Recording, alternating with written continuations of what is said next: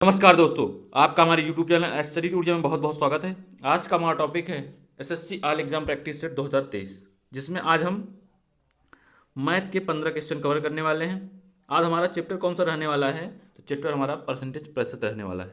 इसके पहले हमने ऑलरेडी 3 क्लास पढ़ चुके हैं कि नहीं पढ़ चुके हैं? आज हमारा चौथा क्लास होने वाला है। समझ में आ रहा है? कोई दिक्कत आपको नहीं होनी चाहिए, ठीक है। आज हमारा कौन सा क्लास रहने वाला है? तो चौथा क्लास रहने वाला है। समझ में आया? यदि आप चैनल पर नए हैं तो चैनल को सब्सक्राइब करिए और दोस्तों में शेयर करिए। यदि लेक्चर अच्छा लगे तो लाइक करना बिल्कुल नहीं भूलिएगा। आपको डेली ऐसे क्लास चलाई जा रही है, ठीक है। और दूसरे टाइम पे एक और क्लास चल रही है मैथ की, कौन सी? चाल, दूरी और समय चैप्टर है। समझ में आ गया? उसका भी क्लास चल रहा है, आपको विधिवत तरीके से देख लेना है, ठीक है। चलिए स्टार्ट करते हैं बिना रुके। आज का पहला क्वेश्चन हम देख लेते हैं। यदि आप हमारे चैनल पर नए हैं तो चैनल को सब्सक्राइब करिए और दोस्तों में शेयर करिए। लेक्चर अच्छा लग रहा है तो लाइक बराबर करते रहिए, ठीक है। चलिए पहला क्वेश्चन देख लेते हैं। हमारा पहला क्वेश्चन क्या है? पहला क्वेश्चन क्या है? चलिए पहला क्वेश्चन देख लेते हैं। आज का पहला क्वेश्चन क्या होने वाला है? तो देखिए पहला क्वेश्चन क्या कह रहा है। यदि घन की प्रत्येक भुजा को 10% बढ़ा दिया जाए तो घन का आयतन में कितना प्रतिशत बढ़ जाएगा? समझिए। तो सबसे पहले हमने आपको बताया था कि सिर्फ आपको फ्रैक्शन निकालना है। क्या निकालना है? फ्रैक्शन। क्या निकालना है? फ्रैक्शन। ये फ्रैक्शन है। फ्रैक्शन को अब जब आप रेशियो में बना लेंगे, क्या करेंगे? रेशियो में बना लेंगे तो आपका सवाल बिल्कुल आसान हो जाने वाला है। देखिए हम क्या करते हैं, 10% को क्या करते हैं हम लोग? रेशियो में बना लेते हैं। किसको? 10% को। जब 10% को आप रेशियो में बनाएंगे तो कितना हो जाएगा हमारा? 10/100 यानी 1/10। यही ना होगा? यही ना होगा? समझ में आ गया नहीं आ गया? कह रहा है कि उसके प्रत्येक भुजा में, क्या प्रत्येक भुजा में क्या होता है? 10% बढ़ जाता है। तो समझिए, देखिए ये 10 है, 1% बढ़ गया यानी 10, और 10 में 1 बढ़ गया यानी प्रत्येक भुजा जो है उसमें 1 बढ़ गया। समझिए, यही ना हुआ? यही ना हुआ? घन का आयतन का हमने फार्मूला क्या पढ़ा है? घन का आयतन क्या होता है? भुजा क्यूब होता है, यानी ए क्यूब। क्या? ए क्यूब। यानी 3 बार बढ़ा होगा कि नहीं बढ़ा होगा? 3 बार बढ़ा होगा। तो क्या करते हैं हम लोग? 3 बार बढ़ा देते हैं भाई। क्या करते हैं हम लोग? 3 बार बढ़ा देते हैं। यही ना करेंगे? 3 बार बढ़ा दिए, ठीक है। अब क्या करेंगे हम लोग? क्या करेंगे? तो इनका आपस में गुणा कर लेंगे और बस अभी निकाल दे रहे हैं परसेंटेज। देखिए ध्यान से क्या कर रहे हैं, निकाल दे रहे हैं। कोई दिक्कत आपको यहाँ तक नहीं हुई होगी? यहाँ तक हुई तो आप बताइए। तो क्या होगा? ये हमारा ये आ गया 1000, ये आ गया 1331, ठीक है। परसेंटेज कैसे निकाला जाता है? तो देखिए इससे ये कितना ज़्यादा है? कितना ज़्यादा है? 331 ज़्यादा है। किससे ज़्यादा है? 1000 से ज़्यादा है। समझ रहे हैं? यदि वृद्धि कह रहा है तब, समझ रहे हैं, वृद्धि कह रहा है तो कितना ज़्यादा है भाई? 1000 से ज़्यादा है। कितना ज़्यादा है? 331 ज़्यादा है। और क्या करेंगे? परसेंटेज निकालते टाइम हम 100 को गुणा कर देते हैं। 2 जीरो से 2 जीरो कट गया, आया कितना? आया हमारा 33.1%। ये हमारा आंसर हो गया। कितना हो गया? 33.1। हमारा तीसरा ऑप्शन सही होने वाला है। ये चीज़ आपको ध्यान रखनी, ठीक है। यदि आप लोग कहें तो हम आप ये जो सोल्यूशन है इसका हम पीडीएफ भी प्रोवाइड कर दें, यदि आप कहें तो, ठीक है। नहीं तो कोई बात नहीं, आपको अच्छी तरीके से इसमें समझ में आ रहा है तो, ठीक है। चलिए अगला क्वेश्चन देख लेते हैं। अगला क्वेश्चन क्या कह रहा है? यदि किसी गांव में 12% बकरियां बाढ़ में बह गईं, क्या? बाढ़ में बह गईं, शेष बकरियों में से 5% बकरियां किसी बीमारी से मर गईं। अब यदि गांव में 8,360 बकरियां शेष हैं तो बताइए बाढ़ से पहले कितनी मूलतः कितनी बकरियां थी? आपको ये बताना है। समझिए कहना क्या चाह रहा है। देखिए सबसे पहले क्या है, पूरी बकरी कितनी थी भाई? मान लेते हैं हम, क्या है, 100% पूरी बकरी थी। यही ना थी? कोई चीज़ अपने आप में क्या होती है, ये जान लीजिए, कोई चीज़ अपने आप में 100% होती है, हमेशा 100%। समझ आ गया? तो क्या कह रहा है कि 12% बकरियां बाढ़ में बह गई। तो 12% जब बह गई तो 12% बह गई तो बची कितनी? 100 में से 12 घटा देंगे, कितना आ जाएगा? 88 आ जाएगा भाई। 88% क्या होती हैं? बकरियां बच जाती हैं। बच जाती हैं कि नहीं बच जाती हैं? यहाँ तक आपको समझ में आएगा, कोई दिक्कत नहीं। अब कह रहा है जो बची बकरियां हैं उसमें से 5% क्या होती हैं? बीमारी से मर जाती हैं। तो 88 में 5% क्या है? बीमारी से मर जाती हैं। तो 88 में 5% क्या है? बीमारी से मर जाने। इसका मतलब 88 का 5% कितना हो जाएगा? इतना हो जाएगा, ठीक है। अब क्या कह रहा है? तो जितनी बकरियां शेष हैं, क्या? जो बकरियां शेष हैं ये क्या है? उनकी संख्या दी हुई है 8,360। कितनी दी हुई है? 8,360। निकाल दीजिए आप लोग। देखिए 4 25, 4 × 100, 4 दूनी 8, 4 दूनी 8, 5 × 25 = 25, यानी 22/5। क्या? 22/5 भाग दे दीजिए 22/5 से। 5×4 = 20, दशमलव बढ़ाए 5×4 = 20, यानी 4.4, कितना 4.4 जो है 88 में 4.4% क्या है, 4.4 जो बकरी होगी वो क्या होगी, क्या होगी, वो बीमारी से मर गई। बची कितनी, बची कितनी, तो 88 में 4.4 घटाइए, कितनी बची, ये 6 आ गया हमारा। देखिए दशमलव बढ़ाया हमने, क्या 88 में से, देखिए दशमलव बढ़ाए तो 10 में से क्या गया 4, 6 हो गया। समझ आया कि नहीं आया, कोई दिक्कत आपको नहीं होगी। 7 में से 4 गए 3, ठीक, ये हमारा क्या बच गया, 8 बच गया। यहाँ तक तो आपको विधिवत तरीके से समझ में होगा। कितना आया, 83.6 आया, क्या 83.6 आया। ये क्या हुआ, बची हुई बकरी का क्या है, रेशियो है, क्या है, ये बची हुई बकरी की मात्रा है। समझ आ गया। तो इसी का मान क्या हुआ है, दिया हुआ है, देखिए यहाँ पे, देखिए ध्यान से, ये जो दिया हुआ है 83.6, ये क्या है 8,360 जो दिया हुआ है, ये इसी का, इसका मान दिया हुआ है, किसका, ये इसका मान दिया हुआ है, किसका, इसका, ठीक है। तो बस हल कर दीजिए, 83.6 बराबर कितना दिया हुआ है, 83,8,360। तो बस ये क्या है, देखिए ये कट जाएगा, एक बराबर कितना हो जाएगा 8,360, और उसके बाद 83.6, ये दशमलव हट जाएगा, ऊपर जीरो बढ़ जाएगा, 83 यहाँ क्या हो जाएगा, कितनी बार गया, एक बार, तो कितना आ गया, यानी एक रेशियो बराबर कितना आ गया हमारा, 100 आ गया। कितना गया, 100, कितना आ गया, एक रेशियो बराबर 100 आ गया। समझ में आ गया नहीं आ गया, तो एक रेशियो बराबर जब 100 आ गया तो टोटल बकरी कितनी थी, यही तो हमने देखा, ये टोटल यही बकरी तो है। टोटल कितनी बकरी थी, तो टोटल बकरी थी हमारी 100%, तो 100 में 100 को गुणा कर दीजिए, कितना आ गया हमारा, यानी टोटल जो बकरी थी वो हमारी 10,000 थी। वो हमारा दूसरा ऑप्शन सही होने वाला है। यहाँ तक आपको विधिवत तरीके से समझ में आया होगा, ठीक है, कोई दिक्कत आपको नहीं हुई होगी, ठीक है। चलिए अगला क्वेश्चन देख लें। अगला क्वेश्चन क्या कह रहा है, एक टोकरी में 300 आम हैं, 75 आम कुल छात्रों में वितरित कर दिए। क्या, जो 300 आम थे उसे 75 छात्रों में हमने वितरित कर दिए, तो टोकरी में शेष आमों का प्रतिशत क्या है, समझिए। देखिए 300 आम थे, 75 आम हमने वितरित कर दिए भाई, तो बचे कितने, कितने बचे, देखिए कितने बचे, तो 225 बचे। पूछ क्या रहा है, टोकरी में जो शेष हैं आमों का प्रतिशत कितना है, शेष कितना बचा हुआ है 225, बचा है कि नहीं बचा है, किसका पूछ रहा है, शेष का ना, तो शेष को हम ऊपर रखेंगे, किससे, 300 क्या है हमारा टोटल आम थे, टोटल को हम लोग हमेशा नीचे रखते हैं, और 100 से क्या करते हैं, परसेंटेज के लिए गुणा निकाल देते हैं, क्या 100 से गुणा कर देते हैं।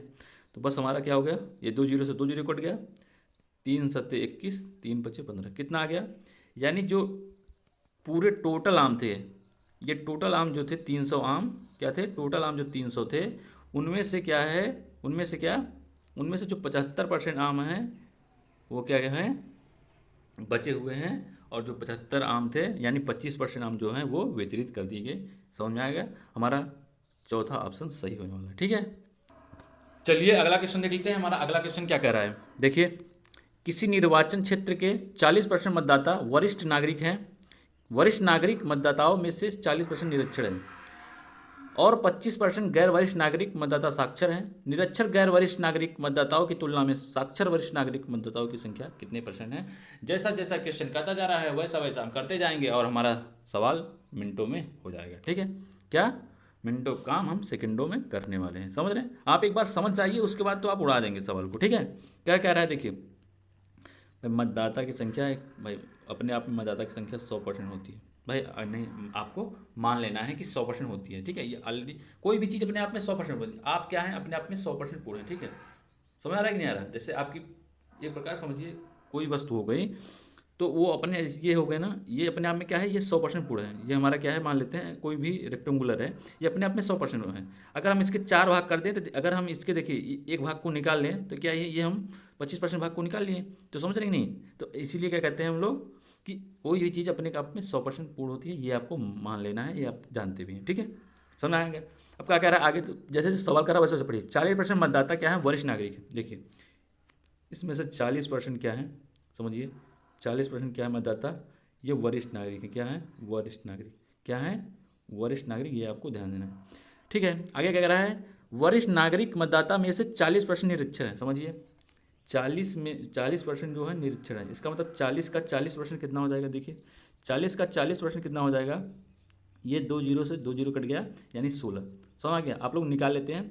आप लोग एक काम करिएगा, देखिए ध्यान से देखिए, आप लोग को हम बता दें, जैसे देखिए ज़्यादातर ये जो यूज होने वाले हैं, जैसे 20/100, 20% का क्या होता है रेशियो, तो 1/2 क्या 1/5 क्या होता है 1/5, 20×5 = 100, 1/5 समझ आ गया। 40% क्या होता है 2/5, ठीक है।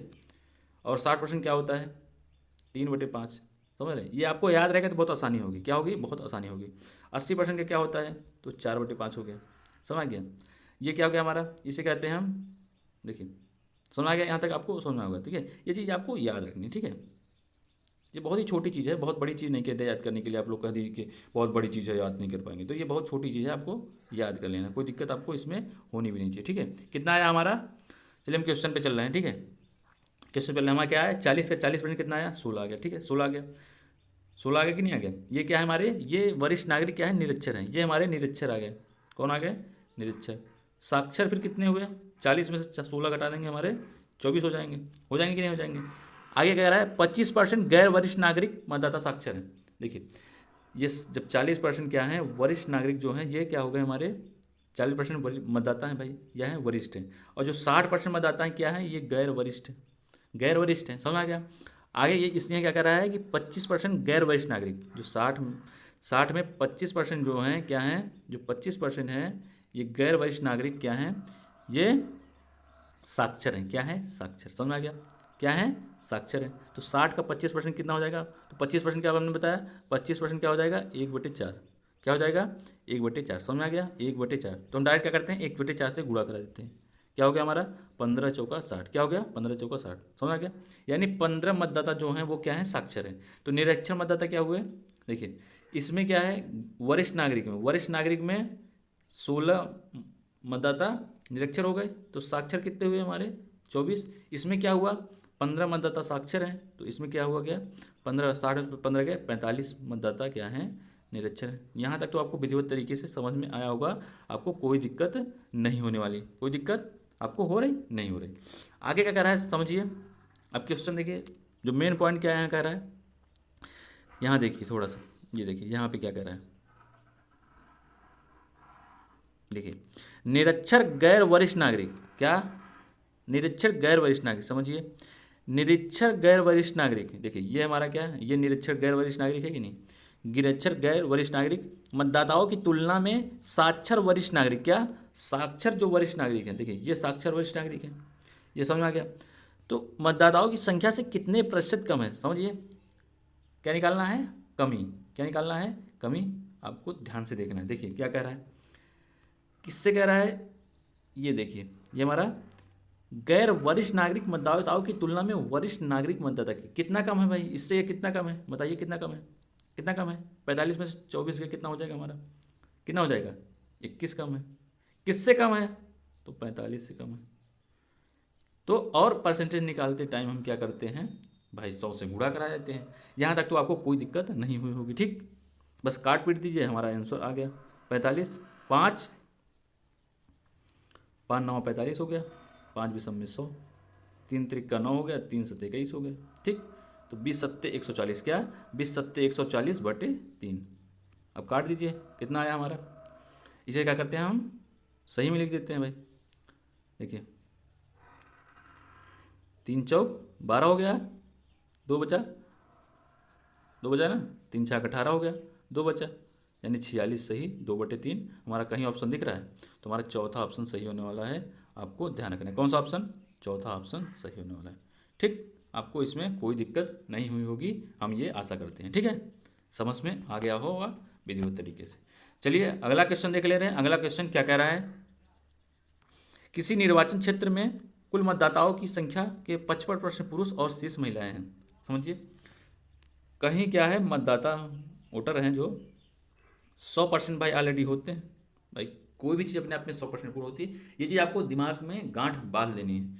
100% हो गया, और क्या है 55% क्या है पुरुष है, कितना 55% पुरुष हैं, क्या है 55% पुरुष हैं, तो भाई 55% पुरुष है तो 45% महिला तो होंगी। जब 55% पुरुष हैं तो महिला ऑलरेडी 45% होगी, यहाँ तक तो आपको कोई दिक्कत नहीं होगी। कोई दिक्कत हुई नहीं हुई। आगे क्या कह रहा है, यदि 40% पुरुष अशिक्षित है और 40% महिलाएं शिक्षित हैं, समझिए। तो क्या कह रहा है, अशिक्षित महिला की संख्या की तुलना में शिक्षित पुरुषों की संख्या कितने परसेंट अधिक है। समझ आ गया क्या कह रहा है। देखिए 40% क्या है, महिला अशिक्षित है। जब 40% महिला अशिक्षित हैं, क्या है, 40% पुरुष अशिक्षित है। समझिए यहाँ देखिए, ये 40% जो है पुरुष अशिक्षित है। ध्यान दीजिए थोड़ा सा, पुरुष क्या है, 40% अशिक्षित है। 40% यानी हमने अभी आपको बताया था कि 40% यानी 2/5, तो 5 से भाग दे दीजिए 11। हमने आपको रेशियो में भी चेंज करना बताया ना, 11 दूना 22, यानी क्या हो गया, 22 जो है पुरुष वो क्या है, अशिक्षित हो गए। तो शिक्षित कितने हो गए, तो भाई 33 हो गए। यही ना हुआ, कितने हो गए, 33 हो गए। आगे क्या कह रहा है, 40% महिलाएं शिक्षित हैं। क्या, 40% महिलाएं हैं, तो इसका मतलब कि क्या करें हम, 45 गुणित 40% यानी 2/5, 5 9 45, 9 दूना 18 हो गया कि नहीं हो गया। इसका मतलब कि 18 जो 45 है, 18 उसमें से 18 जो महिलाएं हैं क्या है, वो शिक्षित होने वाली हैं। क्या है, 18 महिलाएं शिक्षित हो गई। ठीक है, समझ आ गया नहीं आ गया आपको। देखिए ये क्या है, यहाँ पे हमने कहा अभी निकाला था 40% पुरुष अशिक्षित है, ये क्या है, अशिक्षित है। ये क्या है, ये शिक्षित है। ठीक, यहाँ पे क्या है, 40% महिलाएं शिक्षित हैं, ये क्या है, ये शिक्षित हो गई हमारी। ये क्या हो गया हमारा, अशिक्षित। क्या, जो अब 18 जब शिक्षित है तो 45 में से 18 गया, 15 में से 8 गया 7। ठीक है, कोई दिक्कत, समझा। और 3 में से गए 2, यानी 27 जो हैं क्या हैं, ये हमारे अशिक्षित हैं। समझ आ गया आपको, यहाँ तक तो बुझे तरीके से समझ आ गया। अब क्वेश्चन क्या कर रहा है, पढ़िए। अब हम लास्ट पॉइंट पे देखते हैं, क्या करते हैं, लास्ट पॉइंट पे देखते हैं। अभी आपको समझ में आ जाएगा तो आप भी बिल्कुल हवा की तरीके उड़ाने लगेंगे सवालों को। ठीक है, समझ आ कि नहीं आ गया, कोई दिक्कत आपको नहीं हुई। तो अशिक्षित महिलाओं की संख्या की तुलना में शिक्षित पुरुषों की संख्या, क्या, अशिक्षित महिलाओं, क्या, अशिक्षित महिलाओं की तुलना में क्या, शिक्षित पुरुषों की संख्या, क्या, शिक्षित पुरुषों की संख्या कितने अधिक है। देखिए अशिक्षित महिला कितनी है, 27, और शिक्षित कितने हैं पुरुष, 33। तो कितना अधिक हुए, कितना अधिक हुए, ये आपको बताना है परसेंटेज निकाल के। तो कितना अधिक है आप लोग बताइए, 27 और 6 33, कितना अधिक है, 6 अधिक है। हुए कि नहीं, 6 अधिक, किससे अधिक है, 27। समझा रहे कि नहीं, किससे अधिक है, तो 27 से। तो और परसेंटेज निकालने के लिए हम 100 का गुणा कर देते हैं, बस हमारा यही आंसर आ गया। कितना कितना कम टाइम लगेगा, कितना कम टाइम लगेगा, तो आप ऐसे बिल्कुल आसान तरीके से कर सकते हैं। ठीक है, 3 दूना 6, 3 9 27, क्या, 3 9 27। अब भाग कर दीजिए, क्या, 200/9 आ गया हमारा। भाग कर दीजिए, 9 1 का 9, नहीं 9 9 दूना 18 हो गया, 9 दूना 18, 2 बचा, कितना बचा, 2 बचा। फिर 9 दूना 18, फिर 2 बच गया, बस कितना, 22 सही 2/9।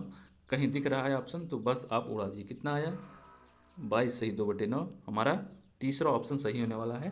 ये चीज़ आपको ध्यान रखना है। ठीक है, आपको इतना विधिवत तरीके से बताया जाएगा कि आपको बिल्कुल दिमाग में कंठस्थ हो जाएगा, समझ आएगा, बहुत बेसिक लेवल से। ठीक है, अभी हमारे क्लास एक दूसरे वाले चैनल पे चलने वाली है, जीरो टू हीरो मैथ। आपको बिल्कुल एक चैप्टर में इतने क्वेश्चन आपको कवर अप करा दिए जाएंगे फ्री ऑफ कॉस्ट कि आप भी कहेंगे कि क्या बात है। समझ में आ गया, कोई दिक्कत आपको नहीं होने वाली। ठीक है, इसकी सूचना आपको दी जाएगी।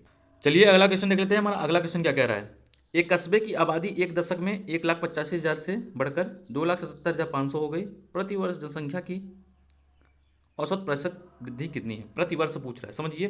तो सबसे पहले हम क्या निकाल लेते हैं भाई, कितनी जनसंख्या एक दशक में बढ़ी। तो क्या करेंगे हम लोग, 2,77,500 में से 1,85,000 घटा देंगे, यही ना करेंगे। तो घटाने पर कितना आ जाएगा, 0 0,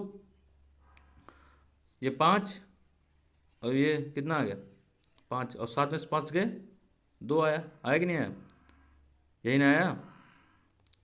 और 17 में से 8 गए 9, इतना आ गया, कितना कितना आया, यही ना आया, 92,500। समझ में आ गया, कोई दिक्कत आपको नहीं होगी, कितना गया, 92,500। समझ में आ गया कि नहीं आ गया। आगे क्या करते हैं हम लोग, क्या करते हैं आगे, 92,500 क्या हुआ, ये हमारा एक दशक में वृद्धि आई, कितनी, एक दशक में वृद्धि आई, कितनी आई, ये हमारा एक दशक में वृद्धि आई। समझ में आ गया, एक दशक यानी कितने, 10 साल में वृद्धि आई, आई कि नहीं आई। तो एक साल में कितनी वृद्धि आएगी, तो भाई हम 10 से भाग कर देंगे कि नहीं। यदि हम 10 से भाग कर दें तो एक साल में कितनी वृद्धि आई, यानी एक वर्ष में कितनी वृद्धि आई। तो एक वर्ष में कितनी वृद्धि आ गई, 9,250। यहाँ तक आपको समझ में आया होगा। अब जब हमारा एक साल में वृद्धि आ गया और कितने में आया भाई, 1,85,000 में एक साल में कितनी वृद्धि आई, तो हमारा जब ये मालूम हो गया तो बस परसेंटेज निकाल लीजिए। तो कितना हुआ, 9,250 बटे किससे वृद्धि हुई, 1,85,000 से हो गई। और क्या करेंगे हम, 100 का गुणा कर देंगे भाई, काट दीजिए, 0 0, एक जीरो से एक जीरो कट गया, 185 पंजे 925, कितना आ गया हमारा आंसर, 5%। ठीक है, थोड़ा इसमें दिमाग लगाना था क्वेश्चन, ठीक है, और कुछ नहीं था क्वेश्चन। समझ आ रहा है कि नहीं आ रहा। चलिए अगला क्वेश्चन देख लेते हैं। हमारा अगला क्वेश्चन क्या है, पटना शहर की आबादी 96,000 है, आबादी की घटती दर प्रतिवर्ष क्या है, 800। समझ रहे हैं। और पाटलिपुत्र की जनसंख्या 68,000 है, आबादी की बढ़ती दर प्रतिवर्ष 1200 है। दोनों शहरों की आबादी कितने वर्ष में बराबर हो जाएगी। तो अब समझिए क्या कह रहा है, देखिए क्या क्या कह रहा है। देखिए ये हमारा मान लीजिए कि ये किसकी आबादी हो गई, ये दिया हुआ है, मान क्या लेंगे, पटना शहर की आबादी 96,000 है, ये किसकी आबादी, पाटलिपुत्र किसकी, ये पटना हो गया, ये पाटलिपुत्र, ठीक है, पाटलिपुत्र की आबादी। ये क्या हो रहा है, 96,000 से कम हो रहा है, क्या हो रहा है, 96,000 से कम हो रहा है, कितना, 800 प्रतिवर्ष। तो मान लेते हैं कि भाई समझिए कि मान लेते हैं हम लोग ये n वर्ष में कम हो जाएगी, क्या भाई, ये कुछ वर्ष में कम हो जाएगी। इसका मतलब मान लेते हैं कि ये n वर्ष में क्या होगी, कम हो जाएगी। समझ आ गया, कितने वर्ष में, n वर्ष में कम हो जाएगी। समझ रहे हैं, क्या हो जाएगी, n वर्ष में ये बराबर हो जाएंगे। तो हम जनसंख्या समझिए कितना, जो जनसंख्या होगा उसमें n का गुणा कर देंगे, और ये क्या हो जाएगी, कम हो रही है। इसका मतलब 96,000 में से 800 n घटा देंगे, और इसमें क्या है, 68,000 से बढ़ रही है प्रतिवर्ष, क्या है, बढ़ रही है, बढ़ रही, क्या कर रही, प्रतिवर्ष बढ़ रही। इसका मतलब 1200 गुणित n, यानी 1200 n। इसका मतलब कि समझ रहे हैं, 96,000 माइनस 800 n बराबर 68,000 प्लस 1200 n। यहाँ तक आपको समझ में आया कि नहीं आया, बताइए, यहाँ तक समझ में आया कि नहीं आ गया, कोई दिक्कत आपको हुई, समझिए क्या कहना क्या चाह रहा है, थोड़ा ध्यान से सुनिए। पटना शहर की आबादी जो 96,000 है, आबादी घटती दर प्रतिवर्ष है। देखिए तो ये जब घट रही है आबादी, इनकी घट रही ना, तो भाई इनकी ऑलरेडी घटती ही तो जाएगी भाई। मान ले एक वर्ष में कुछ घटेगी, फिर दूसरे वर्ष कुछ घटेगी, फिर तीसरे वर्ष, ऐसे लगातार घटती ही जाएगी। और जो पाटलिपुत्र की आबादी होगी, किसकी, पाटलिपुत्र की आबादी जो होगी वो लगातार बढ़ती ही जाएगी, बढ़ती ही जाएगी। भाई देखिए 96,000 से ये कम हो रहा है, कम हो रहा है। जब जनसंख्या कम हो रही है तो कम होती जाएगी। तो अब एक समय ऐसा आएगा, एक समय ऐसा आएगा कि ये लोग बराबर हो जाएंगे कि नहीं हो जाएंगे। भाई देखिए 68,000 में 1200, देखिए 1200 एक साल में बढ़ा, फिर दूसरे साल कुछ बढ़ेगा, फिर तीसरे साल कुछ बढ़ेगा, समझ रहे हैं। और ये 800 पहले साल कुछ घटेगा, समझ रहे हैं, 800 घट गया, फिर दूसरे साल घट गया, फिर ऐसे। तो क्या होगा, कितने वर्ष में बराबर हो जाएंगे। तो मान लेते हैं भाई 96,000 में हम 800 n, क्या 800 गुणित n, यानी मान लीजिए कि 4 वर्ष में घट जाएगी या 5 वर्ष, हम जानते नहीं हैं, हम मान लिए हैं कि इतने वर्ष में घट जाएगी। तो क्या होगा, बराबर आ जाएगा, यही ना होगा, यही ना होगा। बस आप इसे हल कर दीजिए, आपका आंसर आ गया। ठीक है, 1200 n होगा, ये 800 n, कितना, 1200 n और 800 n। जब 1200 n ये 800 उस साइड जाएगा, कितना हो जाएगा, 2000 n हो जाएगा, 2000 n हो जाएगा। ये इस साइड जाएगा, घट जाएगा, 96,000 में से 68,000 घटाएंगे, कितना हो जाएगा, 16 में से 8 के कितना, 8। भाई 2 जीरो ऑलरेडी है, 2 जीरो का 3 जीरो ऑलरेडी है, 3 जीरो ऑलरेडी है, समझ आ गया। और क्या हो गया, 16 में से 8 गए 8, 8 बचा, 8 में से 6 गए 2। समझ में आ गया, यहाँ तक कोई दिक्कत आपको नहीं हुई होगी। अब 2000 में भाग दीजिए, कितना हो गया, 2 एक का 2, 2 चौका 8, कितना हो गया, ये बराबर कितना आ गया हमारा, 14,000। समझ में आ गया।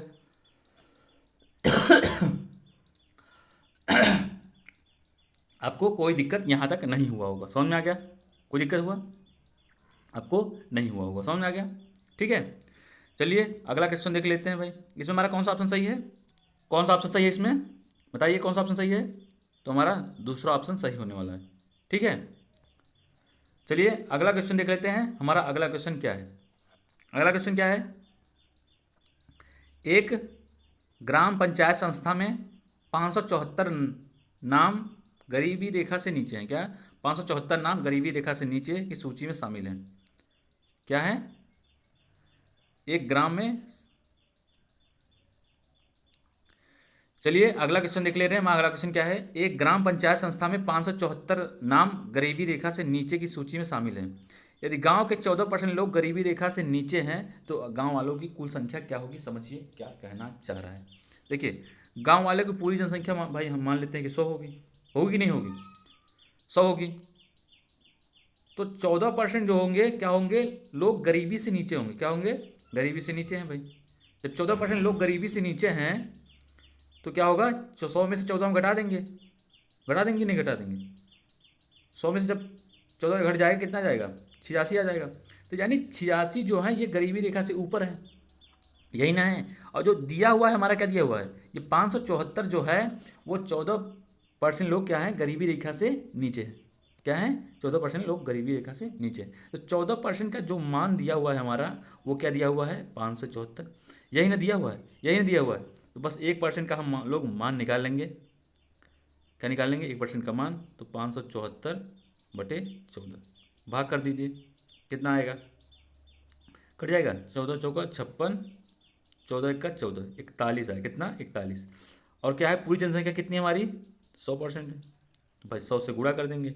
100 से गुणा कर देंगे 41 में, तो कितना आ जाएगा? 41 गुणित 100 कितना आ गया? 4100। यही तो हमारा आया, यही ना आंसर आया। कितना आ गया? हमारा पहला ऑप्शन सही होने वाला है। ये चीज़ आपको ध्यान रखनी है, ठीक है। चलिए दोस्तों, आज के लिए बस इतना ही। फिर मिलते हैं नेक्स्ट लेक्चर में, क्योंकि थोड़ा सा काम आ गया है तो हम आप काम कर लें, ठीक है। तो आज के लिए बस इतना ही। फिर मिलते हैं नेक्स्ट लेक्चर में, ठीक है।